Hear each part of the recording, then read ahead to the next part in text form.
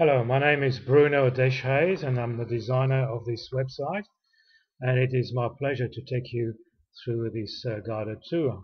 So let's click here, and this is my email and my password. I click login, and now I am with my set of accounts. Now the reports menu looks quite busy, but it's quite simple really. HTML opens the report in a windows of its own. That's very useful if you want to look at things side by side. PDF obviously is an Adobe Acrobat document. Very handy to attach that to an email to send to somebody. Excel, that will take you straight into a spreadsheet, so you can do your own calculations right there on the spot. Obviously text, where you can copy and paste where you want it to go. We have three flavors of trial balance. Dissection is something useful. It's a bit like sub-accounts. It's categories where you want to drill down. Here in this case, petrol expenses between three vehicles. And the last type of trial balance would be the periodical one, where we see what happens month by month. Now you may ask, well, what about looking at that graphically? No worries. We go here and graph account by month, and let's pick sales.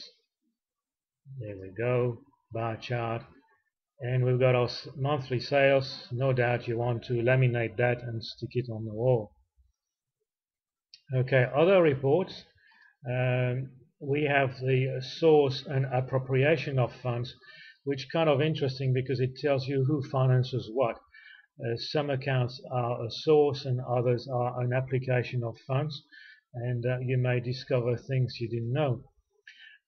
Cash flow projection, that's an interesting one, and suddenly we have dates in the future. Now, where does WiseAccount find that out? We can also have that as a chart, and we see that we have quite a steady upward trend with a few hiccups along the way, but overall it's extremely healthy. Now that comes from a group of things called recurring transactions, and here they are. WiseAccounts checks whenever one of those things is due. They can be weekly, fortnightly, quarterly, monthly. Let's look at one here, for instance, rent. So we go edit, and you see one particular field is notified.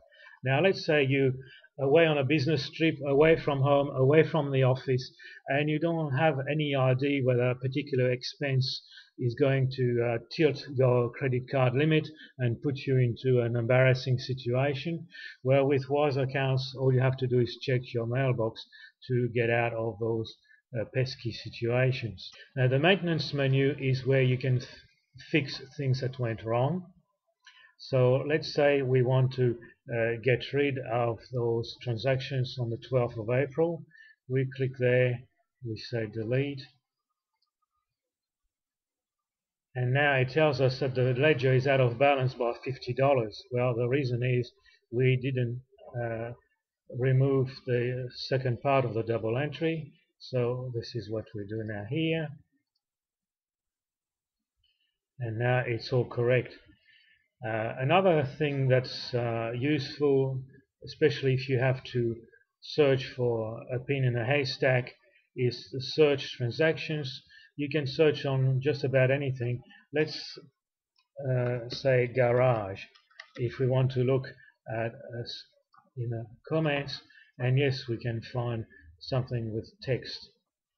Now let's do a transaction with a bank account. Obviously here we have only one to pick from.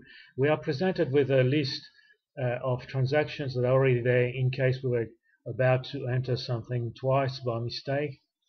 So let's say we want to pick a date there, and we want to go with rent, and we don't have to worry about debit and credit because all the type of transaction for that account are already listed there for us.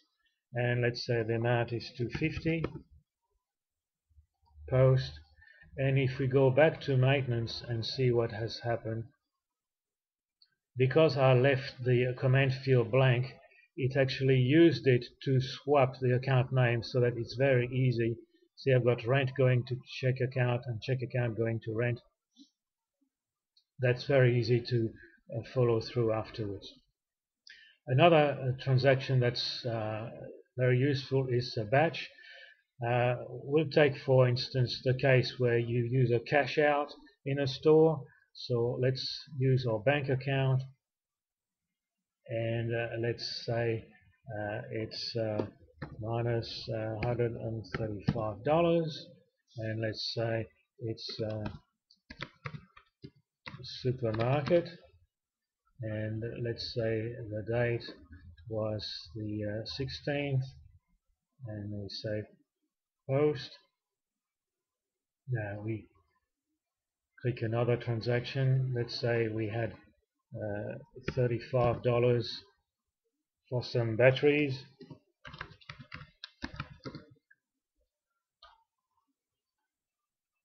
and that was maintenance. And now our cash out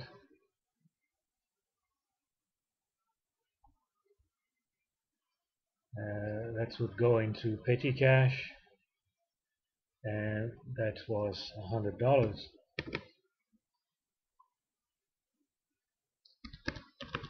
And because the three things do balance, I can click on post batch, and that's it. If I go into maintenance to see what has happened, there we are. We've got our three entries. Now that concludes the tour, and thank you for your attention.